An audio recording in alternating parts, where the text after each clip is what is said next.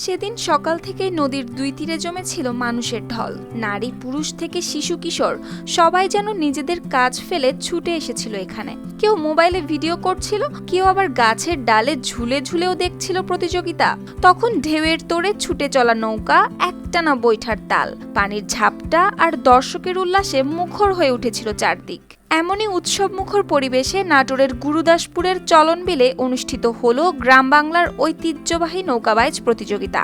পাবনা, সিরাজগঞ্জ, মানিকগঞ্জ আর নাটোর, দেশের এই চারটি জেলা থেকে আসা ২১টি নৌকার মধ্যে যখন ১২টি দৈত্যাকার নৌকা পানিতে নামলো, তখন মনে হচ্ছিল প্রতিটি বৈঠার আঘাতে ছুটে চলছে গ্রামের গর্ব। টানা দুদিনের এই উৎসব ঘিরে আশেপাশের গ্রামবাসী ভিড় জমিয়েছিল নদীর দুই তীরে। দেখে মনে হচ্ছিল চলনবিল যেন পরিণত হয়েছে এক বিশাল মিলন মেলায়। প্রতিযোগিতার ফলাফলেও ছিল টান টান উত্তেজনা। প্রথম স্থান অধিকার করে একটি মোটরসাইকেল জিতে নেয় সিরাজগঞ্জের বাঘাবাড়ির নিউ একতা এক্সপ্রেস। দ্বিতীয় পুরস্কার একটি রেফ্রিজারেটর জিতে নেয় শাহজাদপুরের নিউ বাংলার বাঘ। আর তৃতীয় পুরস্কার একটি এলইডি টিভি জিতে নেয় আল মদিনা নৌকা।